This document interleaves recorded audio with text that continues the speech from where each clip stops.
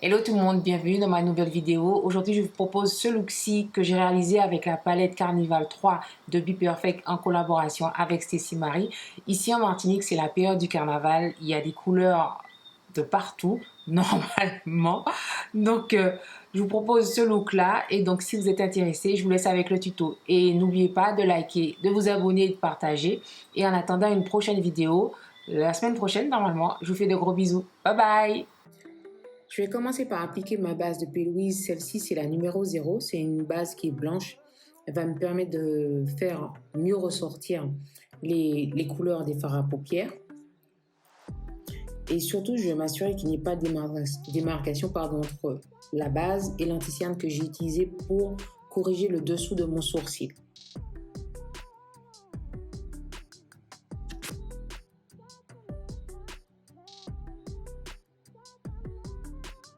Ensuite, dans la palette Carnival 3 Loft Haiti, je vais prendre la teinte The Deep. C'est un bleu bien, comment dirais-je, c'est un bleu un peu tout court, hein, je ne vois pas pourquoi je cherche. C'est un bleu et en fait, je vais le tapoter avec un pinceau de chez Morphe, un pinceau plat. Et je ne fais que tapoter pour l'instant de façon à ce que le fard à paupières accroche à la base que je n'ai pas poudré. Ça vous permettra, quand vous ne poudrez pas la base, ça vous permet de mieux faire ressortir le pigment du fard à paupières. Donc, je vais appliquer ce fard-là du coin interne au coin externe. Ensuite, je vais prendre la couleur Forest de la palette. C'est le vert le plus foncé de la palette. Bien évidemment, vous n'êtes pas obligé de faire ce make-up-là avec la même palette. Vous prenez une palette avec les couleurs qui se ressemblent et vous allez très bien y arriver. Bon, j'ai celle-ci, j'ai mis celle-ci. Donc, je vais appliquer ce fard-là en faisant des mouvements de va-et-vient pour l'instant. Et ensuite, je vais appliquer le vert. Celui-ci, c'est le vert... le nom m'échappe, mais ça va revenir. Je vais mettre le vert tropique. Voilà. Et je vais le mettre en tapotant. Et quand on regarde, on a l'impression que le fard Forest, on ne le voit plus, mais c'est pas grave. Pour l'instant, on tapote. Et enfin, je vais mettre le K-Line, en faisant des mouvements de va-et-vient, ainsi que des mouvements, comment dirais-je, circulaires. Parce que c'est mon dernier fard. Donc là, je peux me permettre de faire des mouvements circulaires. Donc ce vert-là, pour qu'il se voit, je suis obligée de tapoter d'abord quand je l'applique et ensuite je laisse tomber. Je tapote, je laisse tomber, je tapote, je laisse tomber. Et quand on regarde là, on a l'impression que ça ressemble à rien, mais c'est le genre de make-up où il faut y aller petit à petit. Là, vous voyez la différence ou pas? J'ai réintensifié mes fards. Pour que ça se voit bien, j'ai tapoté mes fards et ensuite j'estompe en faisant des mouvements circulaires. Mais je fais ça à chaque fois que je rajoute un fard. Donc c'est un make-up où il faut prendre son temps, mais quand vous allez voir qu'au final vous aurez un joli résultat. Au début c'est un peu effrayant, mais au final moi j'adore. Donc je reprends la première couleur que j'avais mise, le bleu, parce que au bout d'un moment il s'est effacé. Pour le coin externe, par contre, là ça se complique. On va mettre la teinte la teinte Blackberry. C'est un violet, c'est un joli violet qui est un peu comme s'il y avait un peu des pigments noirs dedans. Et je vais le mélanger avec le bleu. Je me suis pas embêtée, j'ai pris les mêmes pinceaux que j'ai utilisés en premier, je les ai juste nettoyés. Donc pareil, je vais paquer la matière au-dessus du fard bleu. Ensuite, je vais prendre la couleur magenta que je vais aussi paquer. Ça, c'est un pinceau de chez Jouviaz, un pinceau boule de chez Jouviaz. Je vais paquer le fard. Je estompe pas pour l'instant, je place le fard et ensuite je vais venir estomper.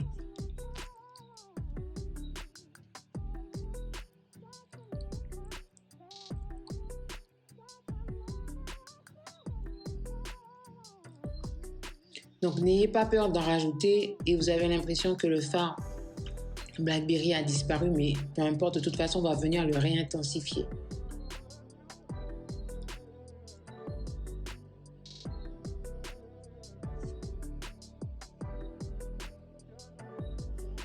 Là, je me suis munie d'un pinceau de G-Sub, un pinceau qui fait un peu comme un pinceau dû aux fibres. C'était pour estomper le fard magenta parce que c'est mon dernier fard. Et j'ai utilisé les roses, le rose lilac avec le pink lily pour estomper le magenta pour donner un petit peu un petit côté un peu flouté. J'avoue que cette partie-là du make-up m'a posé un peu problème parce que je n'arrivais pas à faire ressortir les couleurs comme je voulais. Donc c'est vraiment un jeu petit à petit, c'est un make-up qui se construit vraiment petit à petit. Et pour réintensifier mon creux interne, je vais rajouter du noir. Alors j'y vais mollo, je mets pas trop d'un coup, j'y vais petit à petit, mais je reste bien focalisée dans mon creux de paupière. Et je fais des mouvements de va-et-vient.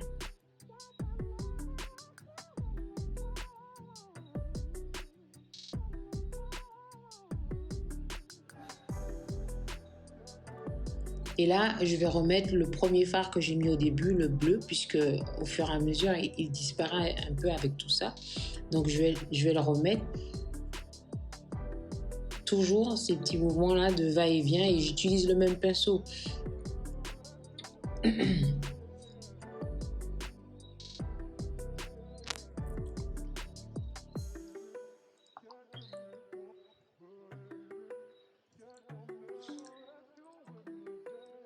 Je vais m'assurer que tout est bien flouté, tout est bien estompé. Comme je vous dis à chaque fois, pensez à prendre du recul quand vous faites un maquillage parce qu'on est très proche du miroir. Pour mon cut crease, je vous ai déjà fait une vidéo sur comment je fais mon cut crease. J'aime bien cette méthode-là, celle de la vaseline. Vous prenez un coton-tige et vous utilisez une vaseline lambda. N'allez pas acheter une vaseline spéciale make-up. Ce serait de l'argent jeté par les fenêtres pour rien. Donc, par contre, ce qui est un peu embêtant, vous êtes obligé de vous munir de pas mal de coton-tiges. Mais bon, maintenant, les coton-tiges sont biodégradables, si je dis pas de bêtises. Et en fait, pour faire mon cut crease, je m'appuie sur l'os de mon orbite. Je prends vraiment appui sur l'os de mon orbite pour tracer mon cercle. Et si vraiment vous ne savez pas où arrêter, où commencer votre cut crease, gardez l'œil ouvert et voyez où arrive votre paupière en fait. La paupière tombe, votre creux de paupière. Mais il faut toujours mettre de toute façon au-dessus du creux de paupière. Je ne sais pas si vous voyez ce que je veux dire. C'est un peu compliqué à expliquer, mais c'est plus parlant. En tout cas, ce que j'essaie de vous expliquer, c'est que lorsque je vais ouvrir les yeux, on va voir le make-up de la paupière mobile. Je pense que vous avez compris là. Et enfin, là, je vais utiliser la base toujours de chez P. Louise, la Blonde Canva qu'elle a fait en collaboration avec Michel. Et je vais l'appliquer avec un pinceau de chez P. Louise. Cette base-là, c'est une base que j'aime énormément, mais elle sèche vite. Et j'ai remarqué une chose, pour moi en tout cas, pour avoir un joli cut crease, une belle ligne bien droite, il ne faut pas hésiter en fait à charger son pinceau. J'en mets pas beaucoup et je me rends compte que mon pinceau il ne glisse pas assez. Et là aujourd'hui j'en ai mis un peu plus que d'habitude et je trouvais que je pouvais faire les bords mieux que d'habitude. Ça glissait, tu vois un peu. Regardez, je tourne le pinceau et je laisse glisser mon pinceau en respectant la forme que j'ai faite au préalable.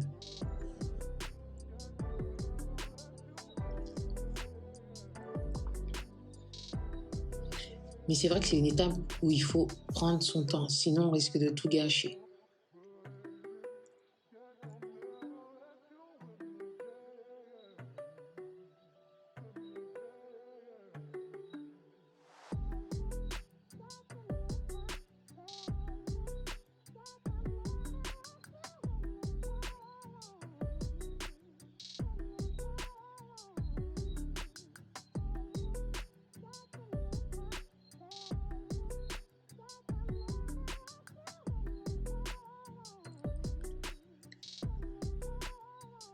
Alors, je vais reprendre le bleu du début et je vais mettre dans le coin externe.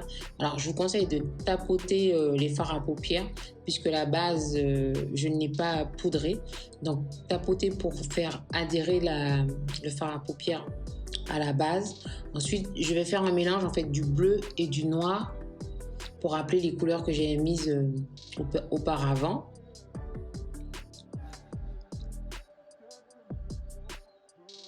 Donc vous voyez, je tapote pour que le fard à paupières adhère à la base.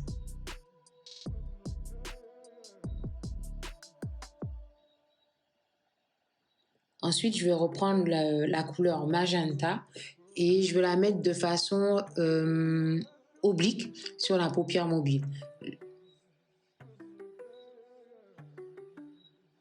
Toujours en tapotant, parce que si je fais des mouvements trop forts, trop brusques, je risque en fait je sais pas, moi je risque de décoller la base. Assurez-vous d'avoir une base qui soit bien lisse pour que lorsque vous allez appliquer le fard, ça ne fixe pas les lignes qui se sont créées. Là, je vais ajouter la couleur mango, toujours en oblique. Et quand je rajoute une couleur, je m'assure en fait qu'elle soit estompée, qu'il y ait un fondu avec la couleur précédente, que ça ne vous fasse pas de barre quand vous ajoutez une couleur.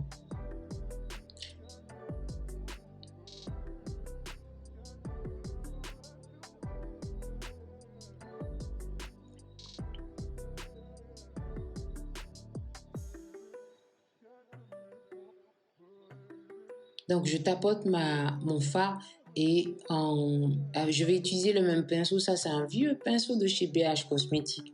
Un pinceau, pardon, à poil court. Et je vais juste retourner le pinceau pour appliquer le jaune de la palette. C'est le nom du fard, c'est le Yellow que je vais appliquer en coin interne. Toujours en tapotant et en le faisant... Oh, ben dis donc, j'ai du mal là. C'est quoi ce français? En le faisant... Bon, j'abandonne. Je le mets de façon à ce qu'il n'y ait pas de démarcation entre le mango et le yellow. Vous avez compris, j'ai du mal. Et il est hyper tard là. Je vous dis, moi, je ne sais pas m'organiser. Et je monte mes vidéos toujours à la dernière minute. Il faut vraiment que j'arrête de faire ça. Mais j'ai vraiment du mal. Je ne vous ai jamais dit, mais je pense pas, mais... En dehors de YouTube, je fais autre chose de ma vie quand même. Je travaille. Je travaille dans le milieu médical, donc du coup, je travaille du lundi au vendredi.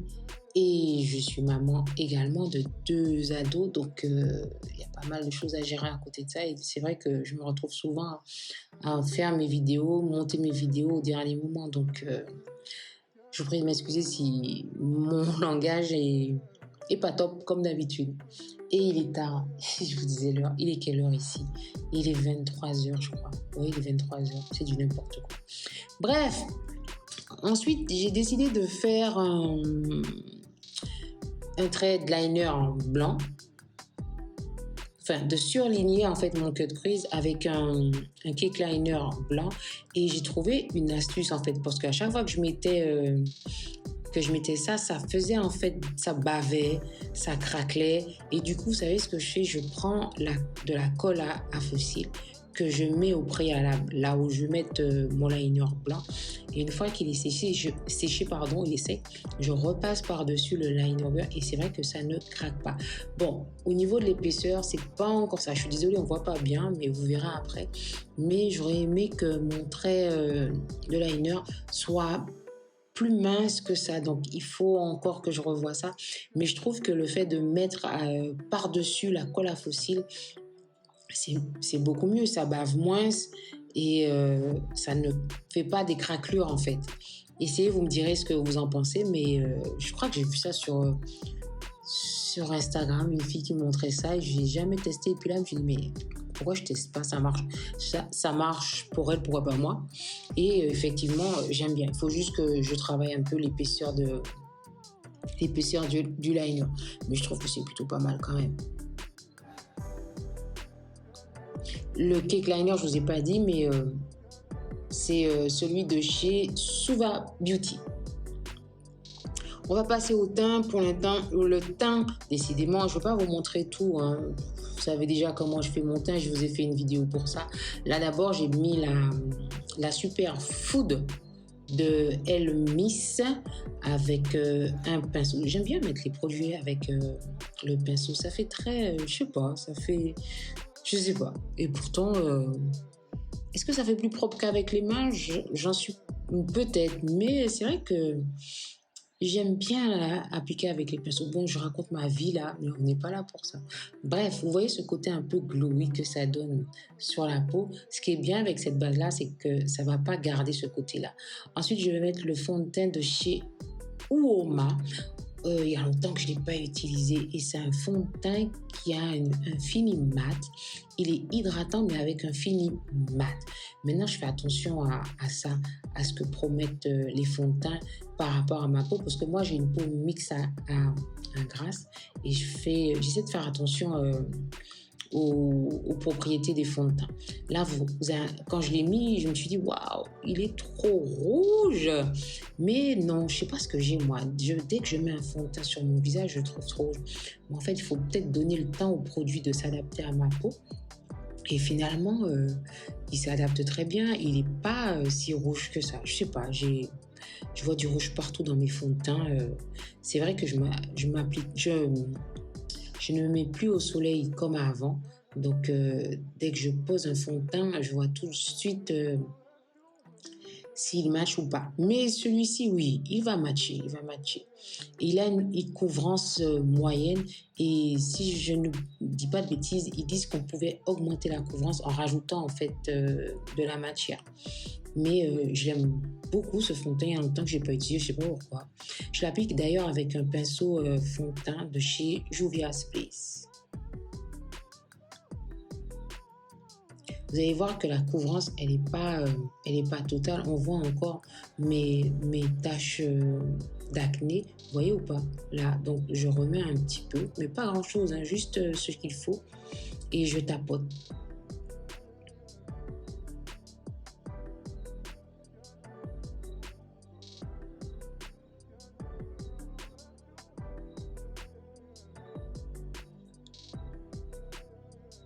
Et le fait de rajouter, vous voyez, je rajoute pas grand-chose, juste quelques gouttes pour augmenter la couvrance. Et au niveau du nez, si jamais vous avez des pores dilatés, bon, j'en ai pas tant que ça, mais j'ai remarqué que par moments, mon fond de teint n'accrochait pas.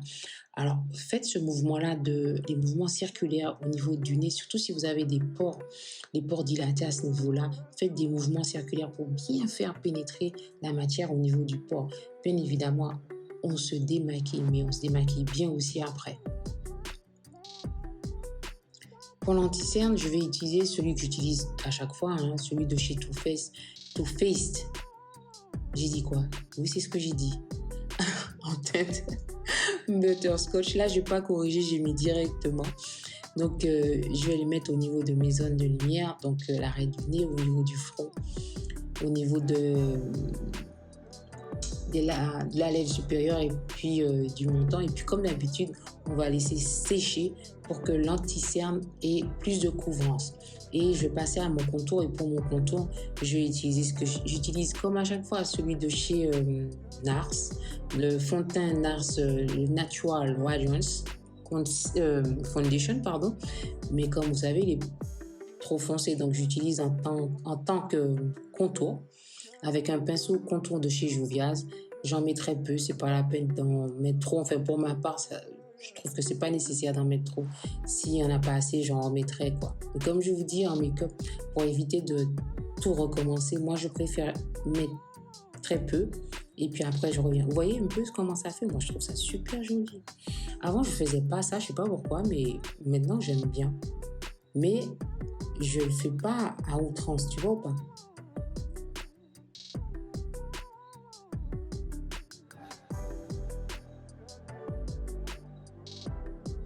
Donc là, on va commencer par estomper l'anti-cerne avec ça, c'est le pinceau C02 de chez AMS Beauty. Et je vais tapoter pour l'estomper.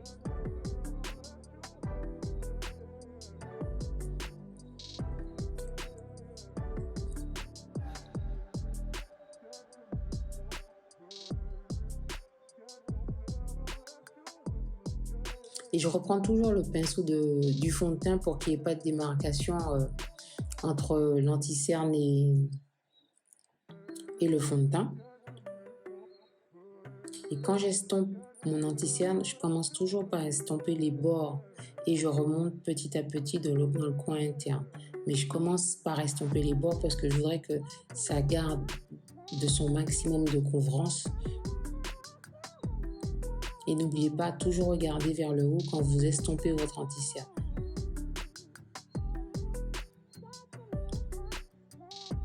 Je Je vais vous avouer un truc, j'étais pas très fan des fossiles, hein, franchement.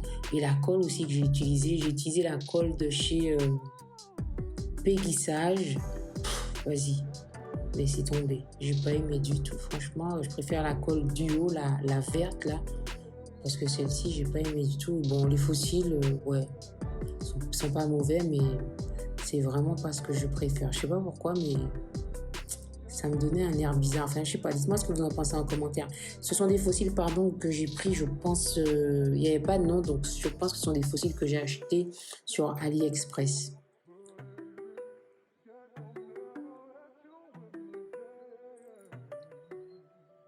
Mais je me rends compte qu'il va falloir que je rachète des fossiles. Dites-moi, est-ce que vous jetez vos fossiles ou bien est-ce que vous les mettez plusieurs fois? Est-ce que vous les nettoyez et les réutilisez? Moi, c'est ce que je fais. Je ne jette pas mes fossiles à la première utilisation. Mon Dieu, faut pas faire ça. Pour mon ras de cils inférieur, donc d'abord, je vais mettre une base de chez P. Louise qu'on peut mettre en muqueuse interne. C'est la bleue. Comment est-ce que j'ai pu l'oublier? Celle-ci, c'est la... j'ai oublié. Excusez-moi, j'ai oublié le nom, mais c'est la base à paupières. Elle est bleue, mais non, elle est violette. Elle n'est pas bleue. Elle est violette. Je dis n'importe quoi. Elle est violette. Donc, je la mets dans la muqueuse interne. Et ensuite, je vais appliquer le fard violet de chez... Be Perfect. Il y a toujours un truc qui tombe avec moi. Je ne peux pas me maquiller sans faire tomber quelque chose. Bref, donc je vais mettre la teinte Blackberry, oui c'est ça, avec un pinceau à poil très court de chez Morphe. Donc ça va me permettre de fixer la base de P. Louise et de rajouter de fard à paupières. Vous voyez ce que je vous dis, la colle à fossile de Peggy Sage, je l'aime pas du tout. Quand je ferme les yeux, ça se voit, ça prend du temps à sécher. Oh là là, je n'aime pas du tout. Je vous conseille vraiment pas cette colle à fossile. Ensuite, je vais venir estomper le Blackberry avec la couleur magenta. Et je vais faire un mix un petit peu des violets de la palette pour apporter un petit peu ce côté fumé là. Et je ne vais pas hésiter. N'ayez pas peur de faire descendre vos fards à paupières au niveau du ras de cils inférieur. Moi, dans mon cas, vous savez ce que ça me permet de faire? De cacher ces anticyanes qui filent dans les plis. Parce que j'ai déjà regardé des vidéos et les grands, ils vous disent qu'il n'y a pas de secret. Ça va filer dans les plis. Donc, pour essayer de camoufler tout ça, il ne faut pas hésiter à descendre vos fards à paupières pour que ça ne se voit pas. Et moi, c'est ce que je fais et ça ne se voit pas du coup.